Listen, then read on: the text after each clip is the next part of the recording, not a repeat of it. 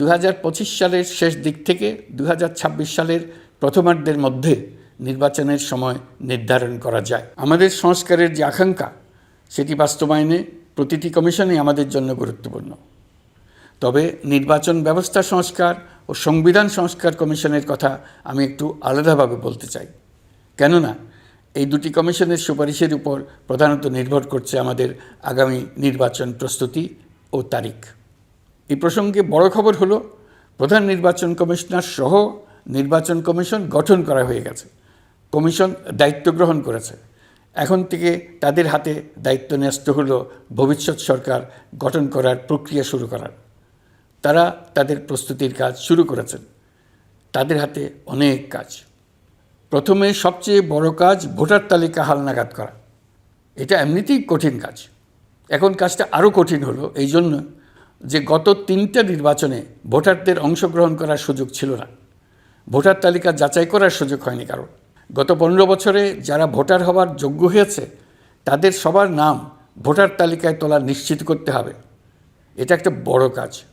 ছাত্র জনতার অভ্যুত্থানের পর এখানে গলদ রাখার কোনো সুযোগ নেই।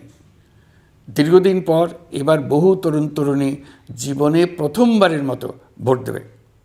অতীতে তাদেরকে সে অধিকার এবং আনন্দ থেকে বঞ্চিত করা হয়েছে। তাই এবারের নির্বাচনে তাদের ভোটদান একটি স্মরণীয় ঘটনা হয়ে থাকবে। এই অভিজ্ঞতাকে মসৃণ করার সমস্ত আয়োজন করতে হবে। আমার একান্ত ইচ্ছা এবারের নির্বাচনে প্রথমবারের তরুণ তরুণী ভোটাররা শতকরা 100 ভাগের কাছাকাছি সংখ্যায় ভোট দিয়ে একটি ঐতিহ্য সৃষ্টি করুক।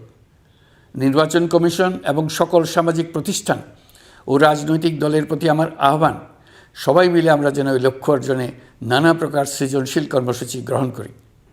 এখন থেকে সবাই মিলে এমন একটা ঐতিহ্য সৃষ্টি করি যেন স্থানীয় নির্বাচন সহ সকল নির্বাচনে সকল কেন্দ্রে প্রথমবারের ভোটাররা 100% কাছাকাছি সংখ্যায় ভোটদান নিশ্চিত করবে। এটা নিশ্চিত করতে পারলে ভবিষ্যতে কোনো সরকার মানুষের ভোটাধিকার কেড়ে নেবার সাহস করতে পারবে না। নতুন ভোটার ছাড়াও যাদের আগে থেকে ভোটার তালিকায় নাম থাকার কথা ছিল তারা ভোটার তালিকায় আছে কিনা তা নিশ্চিত করতে হবে। বিশেষ মনোযোগ দিয়ে ভুয়া ভোটারদেরকে তালিকা থেকে বের করে দিতে হবে। এবার আমরা প্রবাসী বাংলাদেশিদেরকে ভোট দেওয়া নিশ্চিত করতে চাই। অতীতে আমরা এই ব্যাপারে অনেকবার আশ্বাসের কথা শুনেছি। এই সরকারের আমলে এটা যেন প্রথমবারের মতো বাস্তবায়িত হয়, এটা আমরা নিশ্চিত করতে চাই। এর জন্য একটা নির্ভরযোগ্য ব্যবস্থা করতে হবে। সব কিছুই সমসাপেক্ষ ব্যাপার। এর সঙ্গে যদি আমরা নির্বাচন প্রক্রিয়া আরও উন্নত করতে চাই, নির্বাচন সংস্কার কমিশনের সুপারিশমালা বাস্তবায়ন করতে চাই, তাহলে প্রয়োজনীয় সংস্কারের বিস্তৃতি ও গভীরতা অনুসারে নির্বাচন কমিশনকে সময় দিতে হবে।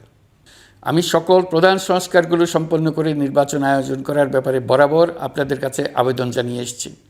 তবে রাজনৈতিক ঐকমত্যের কারণে আমাদেরকে যদি অল্প কিছু সংস্কার করে ভোটার তালিকা নির্ভুলভাবে তৈরি করার ভিত্তিতে নির্বাচন সম্পন্ন করতে হয়, তাহলে 2025 সালের শেষের দিকে নির্বাচন অনুষ্ঠান হয়তো সম্ভব হবে।